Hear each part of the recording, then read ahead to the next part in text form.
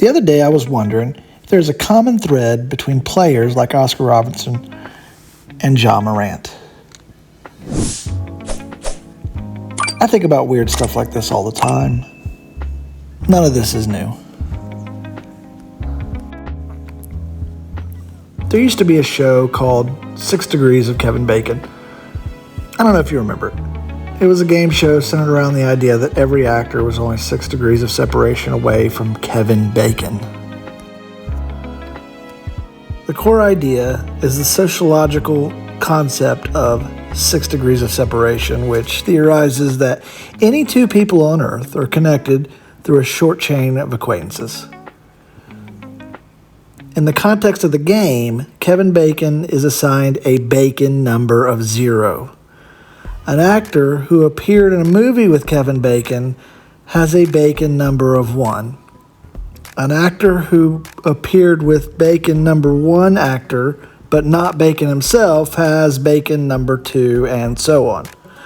So the idea is that you can reach any said actor or any actor in question with only 6 degrees of other actors. So I kind of wanted to try this with sports. Now, I'm a football coach. One of the things I've noticed is that every time I join a new staff or a new staff joins a team that I'm coaching, I hear stories from guys I've heard of because the new guy has either coached with them or against them. And it dawned on me that every new set of cleats or every new pair of shoes that touches a field or a floor creates this whole web of dynamic touch points to every player they've ever played with. That concept is very interesting to me. So in this series, I want to take players from the past and link them with as few degrees of separation as possible to modern day players. Legendary historic players to today's players. Starting with the NBA. Now, a few things before we get started here. This is going to take quite a bit of research. I'm going to make some mistakes along the way.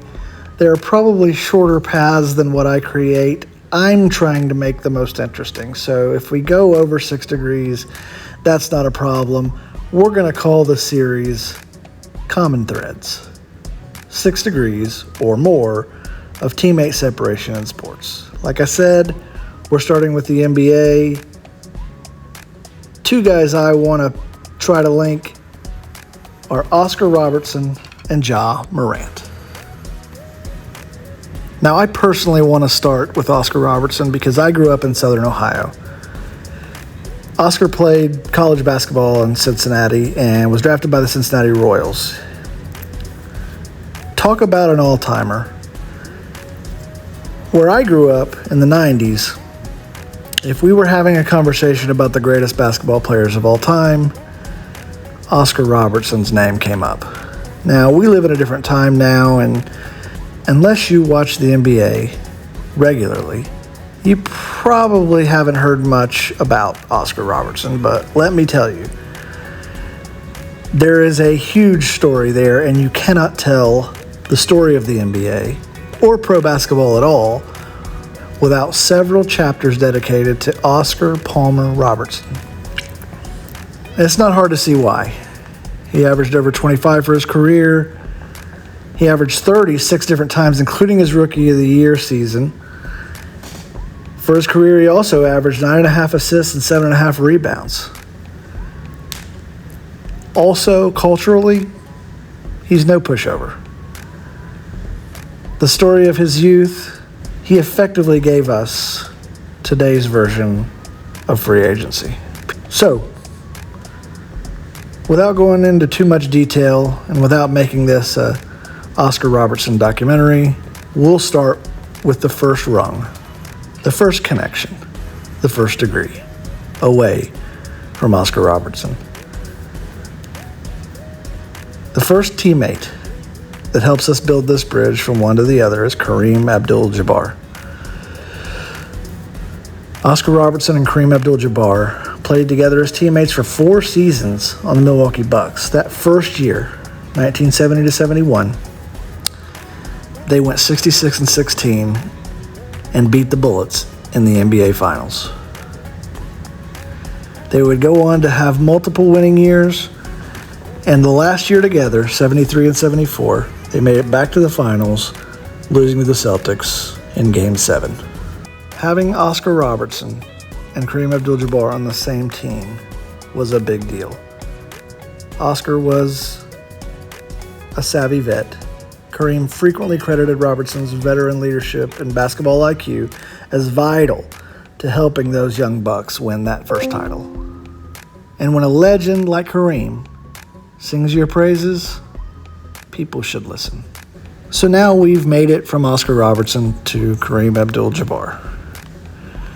Kareem would not finish his career with the Bucks. He would eventually go and play for the Lakers, play with our next player, Magic Johnson. Together, this dynasty reached the NBA Finals 8 times, and they won 5 times in 1980, 1982, 1985, 1987, and 1988. With Kareem as the established veteran leader and Magic as the energetic floor leader, they put together one of the great dynasties in NBA history. After Kareem retired, the Lakers would try to fill his shoes with a young Yugoslavian center named Vlade Divac. Magic, now the leader, pushing Vlade to become the player that he would eventually be. Oftentimes pushing him and during practice. That helped foster a closer bond. Divac later recounted how devastated the entire locker room was when Magic announced his HIV retirement, even noting that the players thought that Magic might pass away. The two have maintained a lifelong friendship, mutual respect as international basketball pioneers and Hall of Famers. Vlade would eventually find himself in Sacramento, where he would welcome a fellow Serbian, the 6'10" Peja Stojaković. Now, when you talk about the Sacramento Kings from 98 to 2003-ish, you can't really have a conversation without bringing up the greatest tragedy in sports. Once upon a time, there was a multi-part YouTube documentary titled The Greatest Tragedy in Sports. And that was about the 2002 Western Conference Finals where the Lakers and Kings faced off. I won't go too much into it. I wish the full video were still on YouTube. There is a condensed version, which I highly recommend. When I remember those teams from that era, a very underrated era, I remember that team.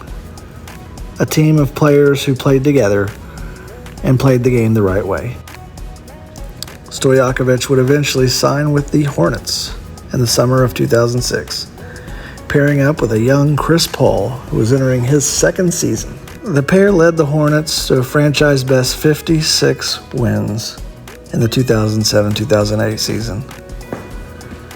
Paul finished second in the MVP voting while orchestrating an offense that relied on Stojakovic's elite floor spacing and three-point shooting. Chris Paul would eventually find his way to Oklahoma City and play with Steven Adams. Expecting to have a rebuild season, Oklahoma City, with Chris Paul and Steven Adams, led a young Thunder squad to a brilliant playoff appearance. The joyful screen setter and the offensive quarterback worked very well together and helped mature a very young OKC team. And to wrap things up, Steven Adams would eventually find his way to the Memphis Grizzlies and play with a young Ja Morant from 2021 to 2023. Now, there are some moments that we could mention here. The full court touchdown pass from Adams to Morant for an acrobatic buzzer beater against the Suns. My favorite moment, though, is when Adams physically picked up Tony Bradley to walk him away from Ja Morant after a scuffle. So there you have it. We did it. Now, it did take more than 6 degrees, which, you know, that's going to happen. But it was fun. I really hope you enjoyed this video, and we're going to do more like this. So if you like this, go ahead and subscribe. Give us a thumbs up. Shoot us a comment. If you've got any ideas for who you'd like to see us connect, put it in the comments. We really appreciate your time. Thank you for hanging out with us, and we will see you again very soon.